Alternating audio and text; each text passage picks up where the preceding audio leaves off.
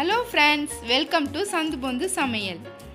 இன்றைக்கி நம்ம பார்க்க போகிறது ஒரு லஞ்ச் ரெசிபி, மேங்கோ ரைஸ், மாங்காய் சாதம். அதற்கு தேவையான பொருட்கள்: ஒரு மாங்காயை தோல் சீவிட்டு துருவி வச்சுக்கணும், வேக வைச்ச சாதம், அதை நல்லா ஆற விட்டு எடுத்துக்கலாம். அப்புறம் தாளிக்க தேவையான பொருட்கள்: கடுகு, சீரகம், உளுத்தம்பருப்பு,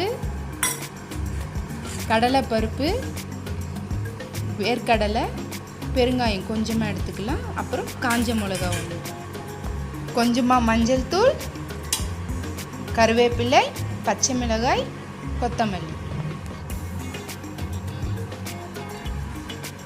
இப்போ எப்படி செய்கிறதுன்னு பார்ப்போம்.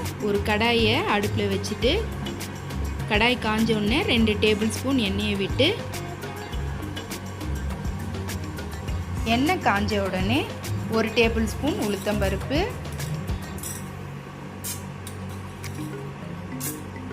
1 டேபிள் ஸ்பூன் கடலைப்பருப்பு,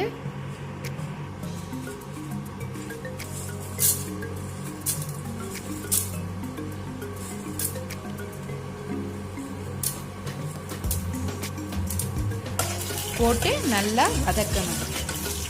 வதக்கிட்ட பின்னாடி 1/2 டீஸ்பூன் கடுகு, 1/2 டீஸ்பூன் சீரகம், 1 டேபிள் ஸ்பூன் அளவு வேர்க்கடலை, இது எல்லாத்தையும் போட்டு நல்லா ஃப்ரை பண்ணணும்.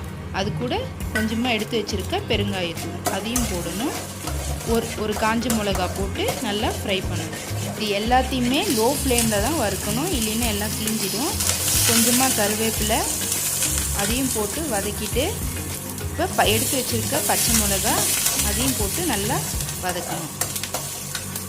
இது கூட கொஞ்சமாக மஞ்சள் தூள் ஒரு 1/4 டீஸ்பூன் போட்டு அதோடு சேர்த்து வதக்கணும்.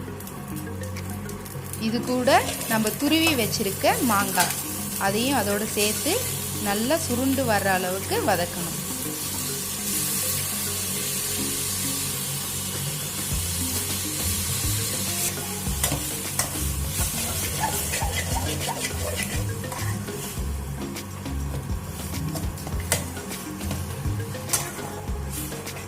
இப்போ நம்ம போட்ட மாங்காயெல்லாம் நல்லா வதங்கிடுச்சு. இது கூட இந்த டிஷ்ஷுக்கு தேவையான அளவு உப்பு போட்டு நம்ம வதக்கிக்கலாம்.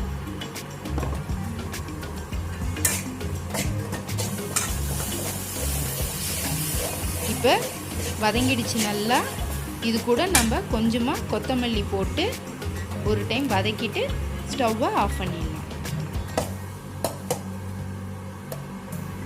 இப்போ இந்த மசாலா நல்லா ஆறின பிறகு நம்ம வடித்து வச்சுருக்க சாதம் அதுவும் ஆறிட்ட பின்னாடி தான் சேர்த்து கலக்கணும்.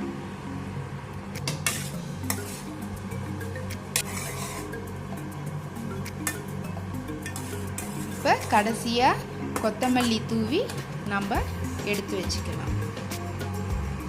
நம்ம மாங்காய் சாதம் ரெடி ஆயிடுச்சு. இன்றைக்கி நான் இது கூட சைட் டிஷ்ஷாக கருணக்கிழங்கு ஃப்ரை வச்சுருக்கேன்.